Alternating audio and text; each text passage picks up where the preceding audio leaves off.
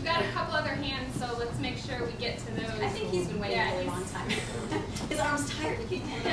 One question I had too, to know with this vacant corner building, corner path marketing thing so long, if there's not a purchaser or somebody that wants to actually take over that building, and you know, talking about people want to walk and be able to cycle around Highland Square and not take the cars, is there any other sites that would be a viable model that will still bring in a profit, still have the draw there for the people that want to go there and shop, that can still be centralized with Highland Square without just talking about that corner building?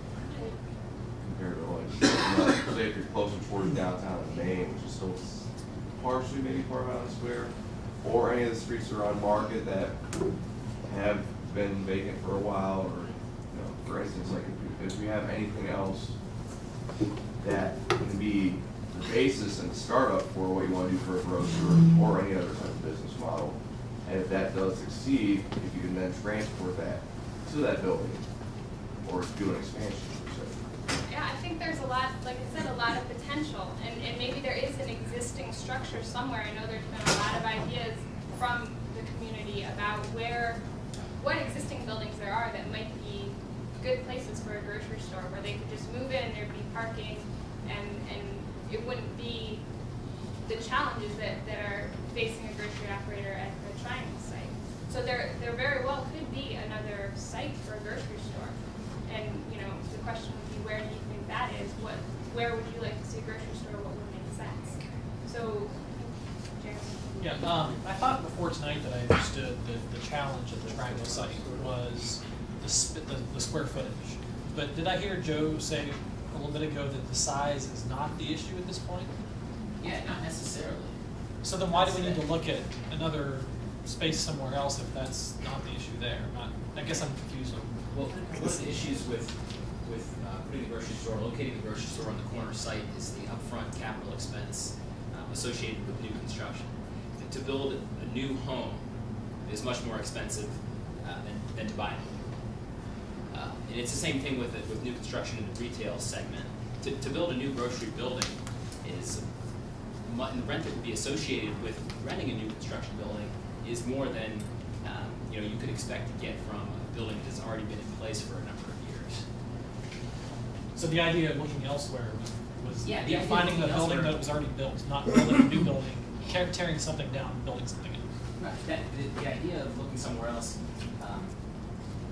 part of it was we might be able to get past that initial hurdle of upfront capital costs associated with new construction of the building. Is this a concept you understood before Albrecht Inc. signed the joint development agreement? And if so, why are we even having this discussion? We thought a grocery store would work in Highland Square. And we thought that it could potentially work in a new construction building. But hey, since August of 2005, since Beth and Retta notified us that she was closing down her store, we've been looking for somebody else to open up in that location, and the market has kind of come back and told us, maybe what you thought was realistic wasn't realistic.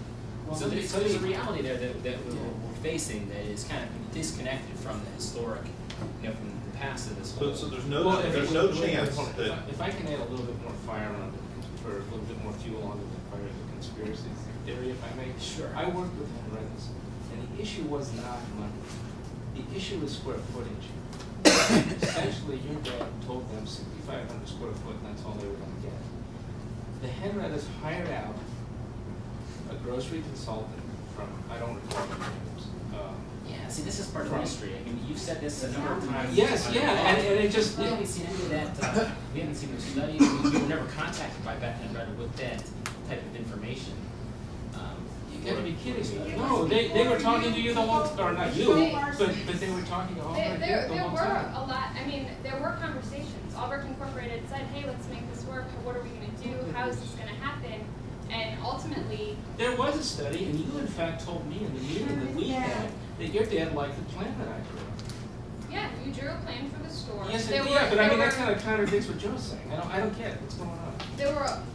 I don't think there's any contradiction at all. There were a lot of discussions. The Henrettas eventually decided to close their doors. They closed them in 2005. the development process, as everyone in this room knows, is a long one. So before the joint development agreement was signed, there were discussions with the Star Market, Sparkle Market operator about moving into a new site, about expanding, about what is best for Highland Square. And the city and Albrecht Incorporated, everybody worked together, the community groups, everybody came together with a plan.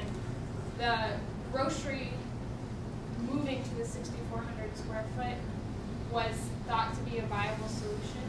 The Henrettas, a year before that, decided, look, we've been having financial struggles for a very long time, and as we've said, we're not going to show you the financial record. That just isn't my recollection of what Well, it just did not happen that way. I think there's a lot of,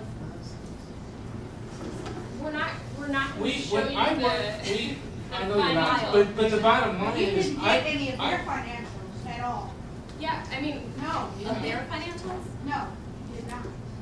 Well, I'll tell you, I talked to Tom Henretta not long ago, and his statement to me, we discussed the kind of the background situation.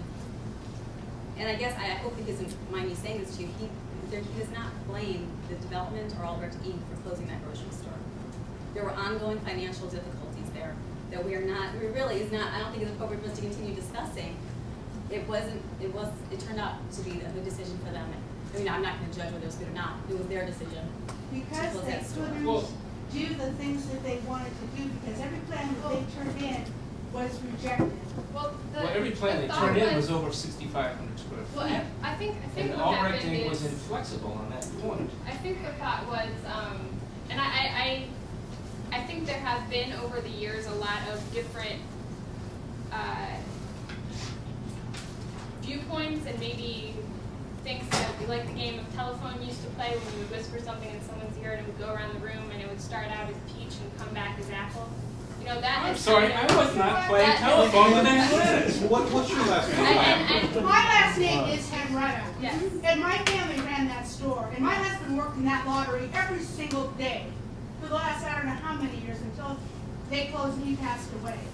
My sister-in-law ran that office. My father-in-law owned that store. My son worked there. My daughter, my niece, my sister, another sister-in-law. And a lot of people that lived in the neighborhood lived in that store. They tried to work with Joe Parsons before you came along. And he wanted to work with them.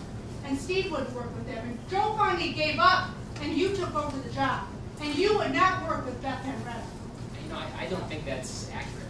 Yes, it is. Well, you know, It's about him. My recollection and my experience, Well, that's just not the